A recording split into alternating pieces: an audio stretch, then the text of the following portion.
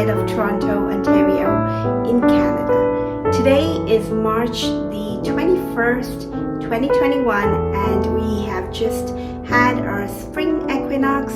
I hope all of you have been keeping well and safe and had a crafty week over the last week. You can find me on social media on Instagram as sweet_lavender1 and on Ravelry as sweetlavender1. We also have a lovely group on Ravelry called the Sweet Lavender Knits group, so come and check it out if you are up to it.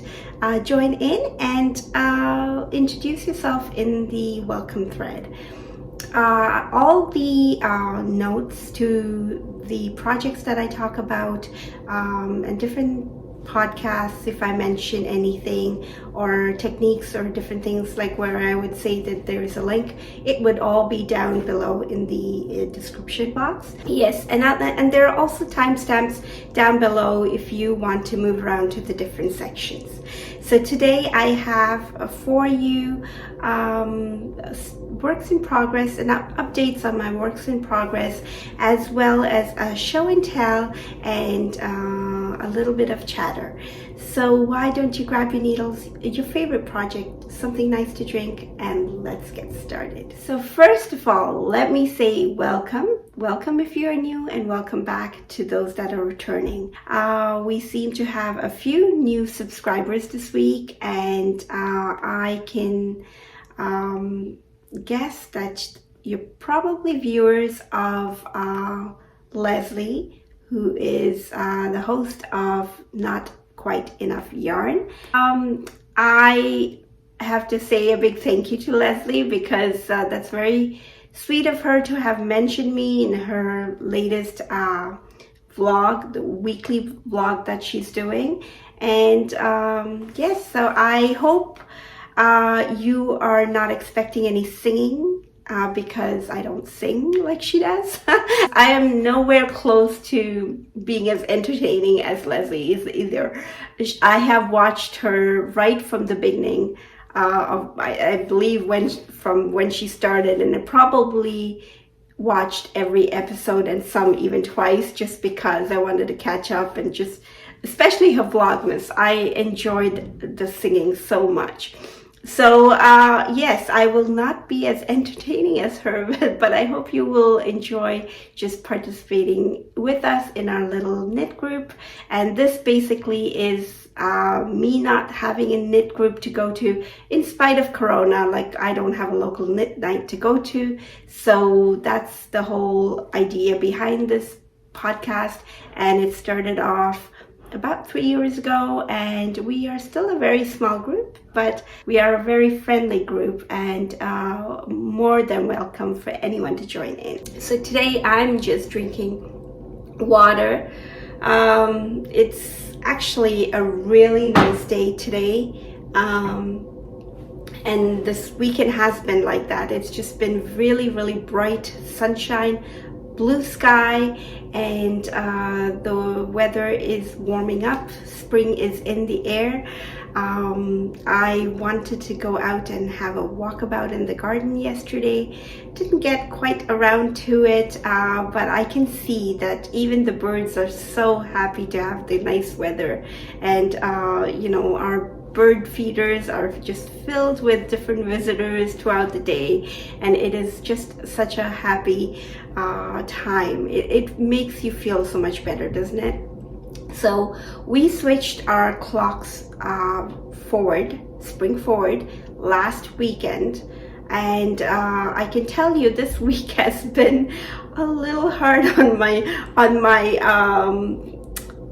just being able to sleep on time, but I can tell you this week I have tried to catch up on my sleep. Like, I forced myself to go to bed early and sort of lie in just a little bit longer before I wake up and start my day, to sort of force myself to not be too or not have the effects of the spring forward carry on for too long. And for the first time in many years, I can tell you that it's been a little bit easier than it usually is. What else can I tell you? That we have we still have, the numbers are pretty high as far as COVID cases, and they are quite slow in giving out the vaccine. So right now the threshold is 75, and of course essential workers and people of high risk. But other than that, it's a little bit slow going for Canada, I would say. So yes, so that has been something. And yeah, so as far as my work week, it's been the same. I'm still working from home, which I don't mind actually. I find myself okay with it. Yes, there are days where everything sort of blends into each other. Work-life balance is not very defined, but at the same time, it gives me that flexibility where I am able to work at my pace if I need to. So I'm okay with it, but I do understand it is not easy for a lot of people. So moving on to what I'm wearing. This is one that I have not worn a lot on the podcast, but I have to tell you it's one of my favorite because it looks more than it is, and it's a colorwork jumper, and it's called the Vinterjfell. It's not a new pattern, it's quite old actually, by Skeindeer of SkeindeerKnits, Ellie from SkeindeerKnits. And it is a jumper that I knit almost to the pattern as far as the sizing, and the only modification I made was to taper the arms slightly, the sleeves slightly, and I am so glad. I mean, I really liked the way her pattern was written out. Very well written pattern, and the sizing is just really nice. So the yoke is done mostly in Holtsgarn.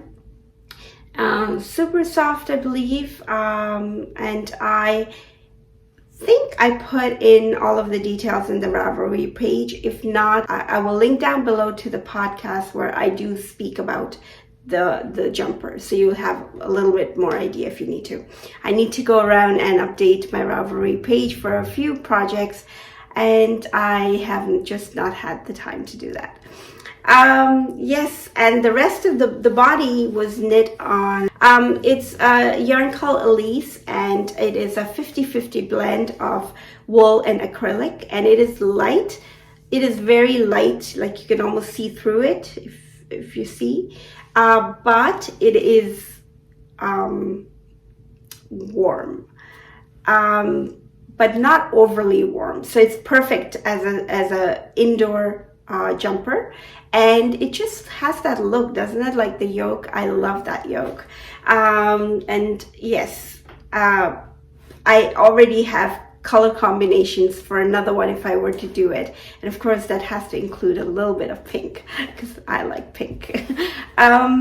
Yes, so that is what I'm wearing, and it is a pattern that I would encourage anyone who wants to try color work.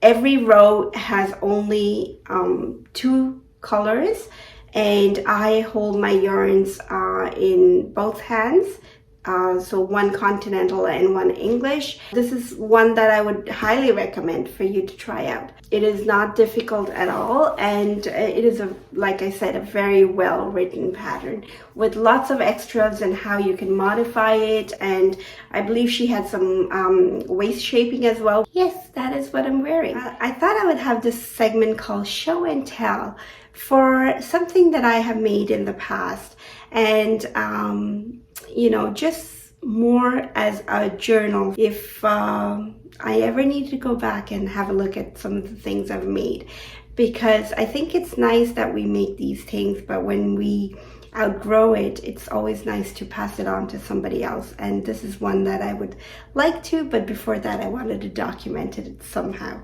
This is a jumper that I made for my youngest son when he was 7. He is now 12, and so about 5 years ago, and it was my first project that included, first jumper that included caul work.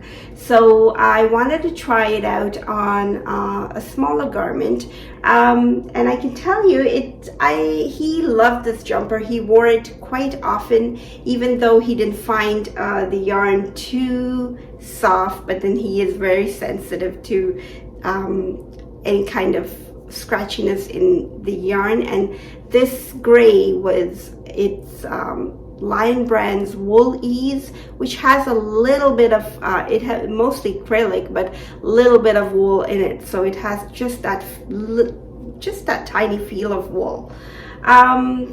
This pattern here is a chart that I got free from the internet. I will try to find that chart because I did see it recently also, so if I see it, I will link it down below. But it was something that I picked up from there, and I incorporated it with this method of knitting a jumper in any size, any yarn weight, and it is by Elizabeth Zimmerman. The book is called Knitting in the Round.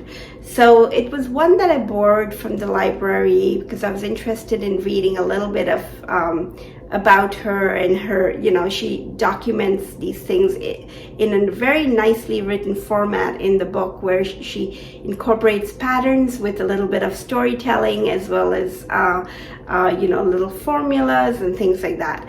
So it is a really good read if you are interested in just knitting up your garments, and your garments are not for the standard sizes of medium, large, small, medium, large, extra large, and so on. This is a very nice way in learning how to modify your garments to fit. So yes, so that's what I did. So she has a percentage method that I used in the yoke, and that's what I did for that. And then I basically followed her recipe and just ended it off with a little bit of the same, I'm not sure if the same chart had a chart for the sleeves. I can't remember this, but it was probably also a modification of something like that. So yeah, that is my show and tell for today. It's called, I'm calling it the Penguin Jumper, and I believe this one is on Ravelry. And so now, since I've shown it to you, I can pass it on to somebody else, which would be nice. And then moving on to works in progress. The first one is just an update on one that I'm working on for quite a while now, and it's the Elton by Locatelli. And this is a pattern that is so popular, a lot of people knit it, and mine is just taking forever and a half. It's just I'm just taking so long with it. I don't know why, but I think now I've just gotten into the rhythm of working a little bit on it every day, and it's part of my knit 20 a day year-long make-along that Ellie of Crafthouse Magic is hosting. So yeah, if you have not joined in and you have a large project, I highly recommend you to do, because it's so easy to just do 20 minutes a day on a project that is not moving so fast, and then you'll find that you've accomplished quite a bit in even a week. So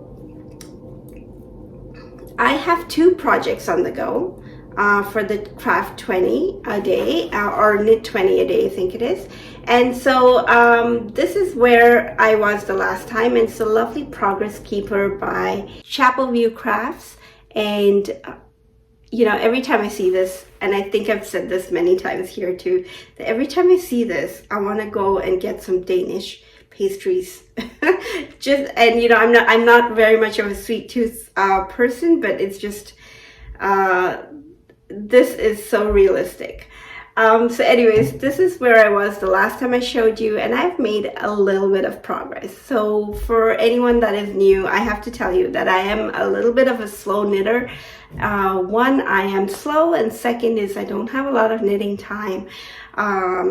So I do my best, and I try to make a little progress to the garments, and I like garment knitting. I like shawls, I like socks, and lately I've just been doing other things as well, other accessories, and you'll see them as I knit them. So yes, I've made a little bit of progress, and I'm continuing with the pattern. I think I have to go a little bit longer, and then I will be done the body. It's just a lot of stocking net. The yarns that I'm using are these two. This is Holtsgarn on the Tides base, which has a little bit of silk in it, if I am not mistaken. And it's a big cone that I have, and you probably saw that right in the beginning with the intro that I have sitting on the little cabinet right here. And the Mohair is by Milda, Bordeaux in the UK. And I don't know if she has a colorway for this, but it's a very, very soft petal pink, ballet slipper pink. And it is very soft, very, very soft. So the two of those are what's in here so far, and it is such a light garment that I can actually put it into a very small project bag that I just kind of like squish in there and tighten up. So yeah, maybe I need to get a bigger bag. But yes, that is my first work in progress, and I am going to continue with that, and as well as my branches and buds pullover, I think it is, that I'm also working on, that I showed last week. So the next work in progress is one that has been in this little basket with Christmas theme, which you probably don't want to see now in March. But it is where I have been housing all of my, take out the clanky needles, all of the little minis that I received from the Advent swap that I did with two of my lovely viewers this past Christmas. And the darker colors I had separated to make a project, and the lighter colors I made another project. These are the Esther socks by Helena, and I will put up the full name of the designer on the screen. It's a free pattern on Ravelry, and it is one that looks really nice no matter which combinations of colors you put in, because you get a little bit of color work that you can, you know, sort of dabble in for the first few times. I wouldn't suggest it as a first project for color work, just because this area is very small for you to be able to do the color work and to juggle the two colors of yarn that you have to hold. So yes, I wouldn't suggest it as a first project, but if you are still a beginner with color work, this is totally doable, and it's a perfect pattern for using up leftovers or scraps of yarn, because it doesn't take a lot of yarn. But here we go. This is where I was the last time, and I have more of those. So it was actually the year before last Christmas, 2019 December, or 2020, sorry, 2020 December, I treated myself to Advent from Chapel View Crafts of her little progress keepers and stitch markers. And so I have a few of these, and they are such treats. So this one is a little, what would you call this? Because I know that there were these little sweets with this icing on top. So I don't know if those, it's that, but it's got like a biscuit on the bottom. And I mean English biscuit, not the American biscuit. So yes, that is where I was the last time. Regardless, that is where I was the last time, and I've made a little bit of progress, and I've added in more colors. This is a new one that I've added in last night, and it has more colors than you can see. Let me just try to get closer there. It's got browns and greens in it, so it's working out really nice and very colorful socks. I haven't figured out who it's going to be for, because there are 4 of us who can wear the same size leg, and then it's when I'm doing the foot that I need to sort of hone in on who it's going to be for. So we'll see. But so far it's been picking up quite a lot of interest among my kids, especially my youngest son. I have 3 kids, so we'll see. And then the second one, I have not done anything more, but this is where I stopped, and this has a little lemon pie. I don't know if you can see that, but it even has a little lemon slice on the top. Yes, I love those progress keepers. They are so cute to look at, and they just pretty up your knitting. And the needles that I am using are my Chiago needles 2.25 that I use for all my sock knitting. I probably should be going up a needle size because it's color work, but it seems to be okay. Like my gauge, I'm able to, I tried it on just to see if it'll get through, and it's fine. It seems to be fine. So yeah, that is the other project that I'm enjoying. And I have been doing just about a stripe or 2 stripes a day on this, along with my knit, not the 20 minutes, but knit about a row or 2 on one of the jumpers. And the reason for that is because if you are a returning viewer, you would have heard me talk about my arm, the pain in my arm. Thankfully, it's not gotten any worse. It is just there, so I can feel it if I've worked or knit a little bit longer, so I try not to aggravate it anymore. And otherwise I'm okay. If I were to skip a day, there was a day that I had to skip because it was just too long of a day for me, and at the end of the day my eyes were tired and I could not knit. And on that day I did notice that the next day my arm was fine. I didn't have that heaviness and this sore feeling to it when waking up in the morning, so it was pretty good. And then as far as knitting forecast, I know that this is what happens, and I know I'm not alone in this. This is where you get inspired by other people's knitting.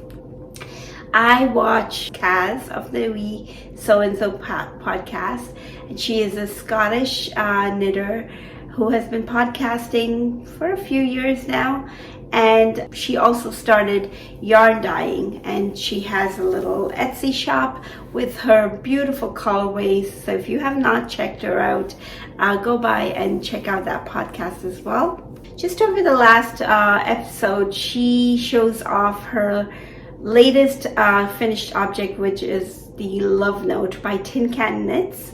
And I know this was not her first. I know that this was her second Love Note, but this one really caught my eye. Maybe it was the pink in the color. It's a very, very light shade. It's just very muted, and it looks really nice. And so that is one that is definitely going on my list. I've had it at the back of my mind for a very long time. So if anyone wants to join in that, it would really be nice to have someone join in with me. Once I get the yarn and everything, maybe we can do a knit along for a garment. And it can be the Love Note, it can be anything else as well. So we'll see how it goes. I can't wait to receive the yarn because I am excited to cast it on. The other one that I have been, and this is probably closer to being cast on because I have the yarn, I have the needles. I will get the pattern, and because I've been thinking, I've parked it in my queue. It's the Painted Honeycombs by Stephen West. Have you seen that shawl? It is, and it's the largest shawl that I'm thinking of. It is such a beautiful shawl. So the one that I would like to sort of follow is the one where he has it on the black background, and there's a gradient happening in the background. So I have some gradient yarn that I've been holding for a very long time and thinking about the right project to use it for, and I think this might be it. Yes, it is the Painted Honeycombs shawl by Stephen West, and I have not knit a Stephen West pattern before, so this is going to be fun for me. So what are your knitting plans, or what do you have planned to pick up next? It doesn't have to be knitting. I would love to hear from you. If you can drop me a comment down below. So some things to look forward to. I hope you have enjoyed sitting here and maybe crafting along with me while hearing me chat. And I hope you have a lovely crafty week ahead. And if you have enjoyed this knit night, don't forget to like and subscribe, and do leave me a comment down below to let me know what you are working on, and it is my little treat to interact with you. Thanks again for watching, and until next time, happy knitting. Bye bye.